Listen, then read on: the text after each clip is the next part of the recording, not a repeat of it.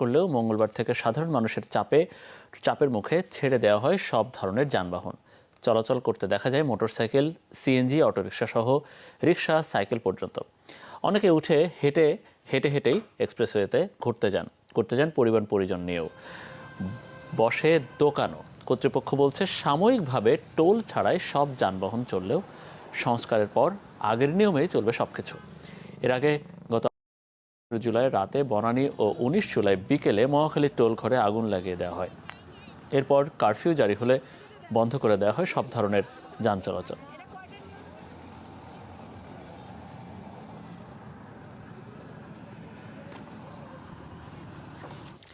কেরানীগঞ্জ ঢাকা কেন্দ্রীয় কারাগার থেকে ছাড়া পেতে শুরু করেছেন বিভিন্ন রাজনৈতিক দলের নেতারা।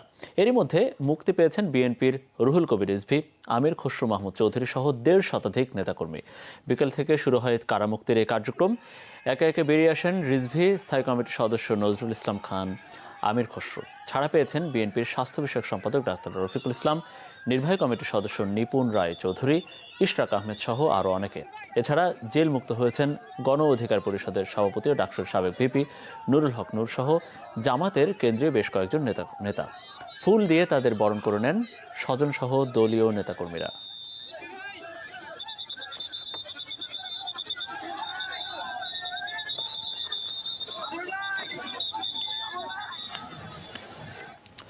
দর্শক, রাতের বাংলাদেশে পর্যায়ে নিচ্ছে আরও একটা ছোট্ট বিরতি। ফিরবো একটু পরে, আমাদের সাথেই থাকুন।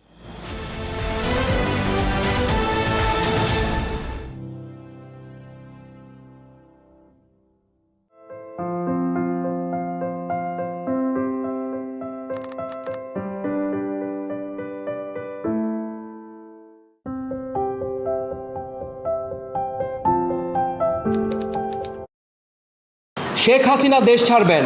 গতকাল দুপুরের দিকে বিভিন্ন গণমাধ্যম থেকে এমন খবর শোনার পর মন্ত্রিসভার সদস্য এবং দলের নেতাকর্মীরা অনেকটাই হতবিহ্বল হয়ে পড়েছেন। এরপর মন্ত্রিসভার অধিকাংশ সদস্য ও নেতাকর্মীরা নিরাপদ আশ্রয় খুঁজতে থাকেন। অবশ্য পরিস্থিতির কারণে দু একজন রোববার রাতে ও গতকাল সকালে দেশ ছেড়েছেন। কেউ পরিবারের সদস্যদের দেশের বাইরে পাঠিয়েছেন। সংশ্লিষ্ট সূত্র জানিয়েছে, সড়ক পরিবহন ও সেতুমন্ত্রী ওবায়দুল কাদের, বস্ত্র ও পাটমন্ত্রী জাহাঙ্গীর কবির নানক, পররাষ্ট্রমন্ত্রী হাসান মাহমুদ, স্বরাষ্ট্রমন্ত্রী আসাদুজ্জামান খান কামাল, শিক্ষামন্ত্রী মহিবুল হাসান চৌধুরী, তথ্য ও সম্প্রচার প্রতিমন্ত্রী মোহাম্মদ এ আরাফাত, মৎস্য ও প্রাণী সম্পদ মন্ত্রী আব্দুর রহমান সহ বেশিরভাগ মন্ত্রী ও কেন্দ্রীয় নেতারা দেশেই ছিলেন। গতকাল সন্ধ্যার পরও কারো মুঠোফোন খোলা ছিল। তবে বিকেলের দিকে ওবায়দুল কাদের, জাহাঙ্গীর কবির নানক সহ অনেকের ফোন বন্ধ পাওয়া যায়। কেউ ধারণা করছেন তারা হয় নিরাপদ আশ্রয়ে চলে গেছেন, নতুবা বিদেশ যাওয়ার চেষ্টায় ছিলেন। জাতীয় সংসদের স্পিকার ডক্টর শিরীন শারমিন চৌধুরী সংসদ এলাকাতেই গতকাল দুপুর পর্যন্ত ছিলেন বলে সংসদ সচিবালয় সূত্রে জানা গেছে। তবে এরপর তিনি কোথায় গেছেন তা কেউ বলতে পারছেন না। বিকেলের পর থেকে তার মুঠোফোন বন্ধ পাওয়া যায়। মন্ত্রিসভার সদস্য ও কেন্দ্রীয় নেতারা জানান, জনরোষের মুখে সবাইকে রেখে শেখ হাসিনা দেশ ছাড়ার ঘটনায় তারা হতাশ, বিপর্যস্ত ও ভেঙে পড়েছেন। তারা মনে করছেন শেখ হাসিনার একের পর এক ভুল সিদ্ধান্ত এবং জেদের কারণে দল ও নেতাকর্মীরা বিপদে পড়েছেন। তিনি নিজের পরিবারের সদস্যদের নিরাপত্তা নিশ্চিত করলেও অন্যদের রেখে গেছেন বিপদে। আওয়ামী লীগের নেতারা জানান, শেখ হাসিনার বোন শেখ রেহানা গত রোববার সকালে দেশে আসেন। গতকাল তাকে নিয়েই দেশ ছাড়েন শেখ হাসিনা। আর শেখ হাসিনার মেয়ে সাইমা ওয়াজেদ আগে থেকেই ভারতে অবস্থান করছেন। ছেলে সজীব ওয়াজেদ জয় দেশের বাইরে থাকেন। শেখ রেহানার ছেলে রেদওয়ান মুজিব সিদ্দিক ববিও আগেই বাংলাদেশ ছেড়েছেন। শেখ হাসিনার মন্ত্রিসভার দুজন সদস্য নাম প্রকাশ না করার শর্তে বলেন, গত রোববার রাতে কয়েকজন মন্ত্রী ও নেতা শেখ হাসিনাকে পদত্যাগ করে সেনাবাহিনীর হাতে ক্ষমতা ছেড়ে দেওয়ার পরামর্শ দিয়েছিলেন, কিন্তু এটি আইনে নেই বলে তিনি উড়িয়ে দেন।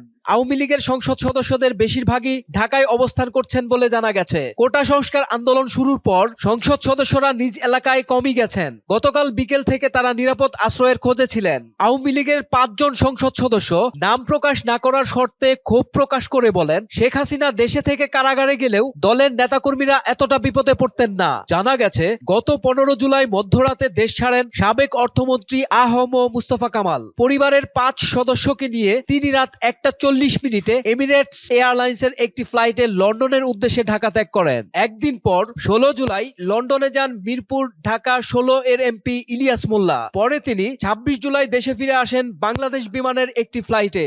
একই দিন পরিবারের 11 সদস্য নিয়ে কুমিল্লা 11 আসনের এমপি ও সাবেক রেলমন্ত্রী মুজিবুল হক দুবাই যান। রাত 11টার কিছু আগে এমিরেটসের একটি ফ্লাইটে তারা Dhaka. Water Wipes gently cleans and helps protect sensitive skin. নানা বিতর্কিত কর্মকাণ্ডে জড়িত পুলিশের অতিরিক্ত আইজি ডিএমপি ডিবির সাবেক প্রধান হারুনুর রশিদকে আটক করা হয়েছে। তাকে অজ্ঞাত স্থানে হেফাজতে নিয়ে জিজ্ঞাসাবাদ চলছে। গতকাল দিনের কোনো এক সময় শাহজালাল আন্তর্জাতিক বিমানবন্দর থেকে তাকে আটক করে নিয়ে যায় রাষ্ট্রীয় একটি সংস্থা। সেটি পুলিশ, র্যাব নাকি অন্য কোনো আইনশৃঙ্খলা বাহিনীর সদস্য সেটি নিশ্চিত হওয়া যায়নি। সূত্র জানায়, মূলত কার নির্দেশে অতিরিক্ত আইজিপি হারুন বৈষম্য বিরোধী ছাত্র আন্দোলনের 6 সমন্বয়ককে তুলে নিয়ে আটকে রেখেছিলেন, তাদের কাছ থেকে জোর করে বিবৃতি আদায় করেছিলেন, ছাত্র জনতার আন্দোলন দমনে নির্বিচারে ঘরে ঘরে ডিবি পুলিশ পাঠিয়ে মানুষ তুলে আনার কাজটি করেছেন, রাজনীতিক সহ জনগণের সঙ্গে বেপরোয়া আচরণ করেছেন, সেটি জানার চেষ্টা করা হচ্ছে।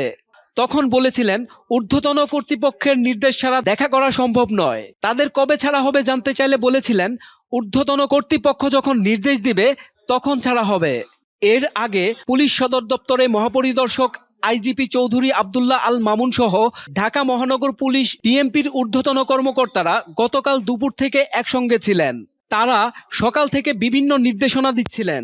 তবে দুপুরের পর যখন কারফিউ ভেঙে ছাত্র জনতা শাহবাগের দিকে আসতে থাকেন, তখন তাদের নির্দেশনা কমে আসে। শেখ হাসিনার পদত্যাগ ও দেশত্যাগের পর তারা ওয়্যারলেসে আর কোনো নির্দেশনা দেননি।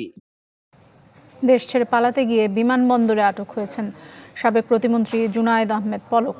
হযরত শাহজালাল আন্তর্জাতিক বিমানবন্দর থেকে তাকে আটক করে আইন শৃঙ্খলা বাহিনী। জানা গেছে যে বিমানবন্দরের কর্মকর্তা কর্মচারীরা প্রথমে পলককে আটক করে, পরে তাকে হেফাজতে নেয় সেনাবাহিনী। নাটোর 3 আসনের সাবেক এমপি ও সাবেক আইসিটি প্রতিমন্ত্রী জুনায়েদ আহমেদ পলক ঠিক সকালে শাহজালাল আন্তর্জাতিক বিমানবন্দরে আসেন। তিনি দেশ ত্যাগ করার চেষ্টা করেছিলেন, তবে আইন শৃঙ্খলা বাহিনীর সদস্যদের এবং এয়ারপোর্ট কর্তৃপক্ষ, অ্যাপসেক এবং সেনাবাহিনীর তত্ত্বাবধানে তাকে এই শাহজালাল আন্তর্জাতিক বিমানবন্দরের ভিআইপি টার্মিনালের লাউঞ্জ থেকে বিকাল 5টা 10 মিনিটের পর তত্ত্বাবধানে নিয়ে যাওয়া হয়। এবং আমরা যেটি দেখেছি, এয়ারপোর্টে নিরাপত্তা সে সময় জোরদার করা হয়েছিল এবং আইন শৃঙ্খলা বাহিনী মোড়ে মোড়ে সতর্ক অবস্থানে ছিল, সেনাবাহিনীও সতর্ক অবস্থানে ছিল এবং অনেকেই আমরা দেখেছি প্রতিবাদে এবং অনেক জনগণ এখানে এসছেন এবং তাদেরকে নিরাপদে রেখে সেনাবাহিনী এবং অ্যাপসেক বা এয়ারপোর্ট নিরাপত্তা যারা দায়িত্বে রয়েছেন তারা তাদেরকে নিরাপদ জায়গায় রেখে আইসিটি প্রতিমন্ত্রী জুনায়েদ আহমেদ পলককে ঠিক বিকাল 5টা 10 মিনিটের পর হযরত শাহজালাল আন্তর্জাতিক বিমানবন্দর থেকে নিয়ে গেছেন। এবং আমরা যতটুকু জানতে পেরেছি, সেনাবাহিনীর সদস্যরা এই মুহূর্তে এই হযরত শাহজালাল আন্তর্জাতিক বিমানবন্দর